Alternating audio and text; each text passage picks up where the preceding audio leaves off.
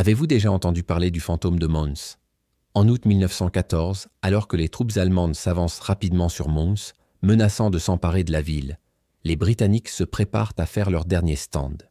Face à l'ennemi, les soldats sont épuisés, sous-équipés et en manque de nourriture. Les officiers savent que leur situation est désespérée et que la retraite semble s'imposer.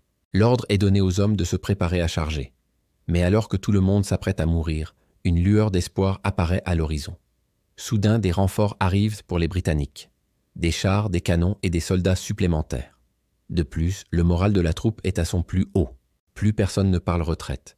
Au contraire, les hommes sont prêts à tout, à donner le meilleur d'eux-mêmes, à se battre jusqu'à leur dernier souffle.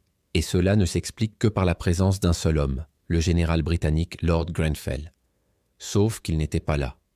En fait, personne n'avait vu le général Grenfell depuis des semaines. Le dernier lieu où l'on avait aperçu était à Mawer, près de 20 km de là. Comment pouvait-il alors apparaître devant ces hommes, les galvaniser et leur redonner espoir face à l'ennemi? Les Allemands étaient bien là. 30 000 hommes menés par le général von der Marwitz, prêts à prendre d'assaut Mons et à mener leurs troupes victorieuses à l'intérieur des frontières belges. Ce 23 août 1914 fut un véritable enfer. Les soldats britanniques tinrent bon, mais ils furent durement touchés par l'artillerie lourde de l'armée allemande. Les hommes tombèrent, les chevaux aussi, victimes des obus ennemis. Il semblait pourtant impossible que les Allemands puissent percer la ligne défensive britannique et s'emparer de la ville. Et les raisons de cet échec surprennent encore aujourd'hui les historiens.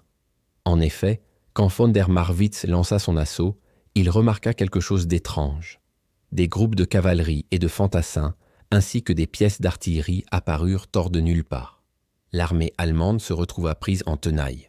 Les Allemands se retrouvèrent pris en tenaille.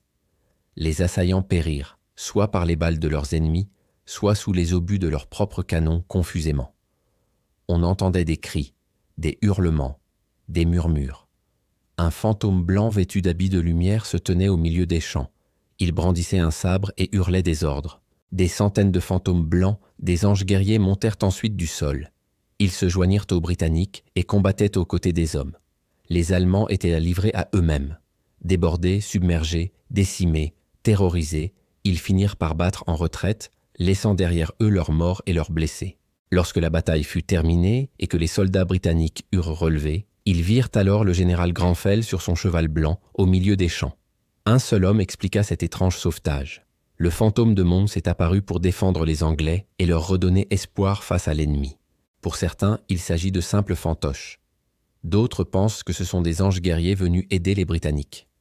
Quoi qu'il en soit, l'apparition du fantôme de Mons permit aux troupes de résister, d'infliger de lourdes pertes à l'armée allemande et de remporter une victoire importante. L'historien Tim Newark explique que Lord Grenfell était connu pour sa bravoure et son audace. Il avait l'habitude de se retrouver en première ligne, galvanisant ses hommes, les encourageant à se battre. Peut-être son absence physique durant la bataille a-t-elle été compensée par sa présence morale. Ses soldats ne l'avaient peut-être pas vu, mais ils avaient compris sa bravoure. Une chose est certaine, l'apparition du fantôme de Mons reste un événement mystérieux et inexpliqué de la Première Guerre mondiale. La légende dit que le fantôme protège encore aujourd'hui les Anglais. Merci de regarder cette vidéo. N'hésitez pas à vous abonner pour découvrir d'autres histoires oubliées d'Europe.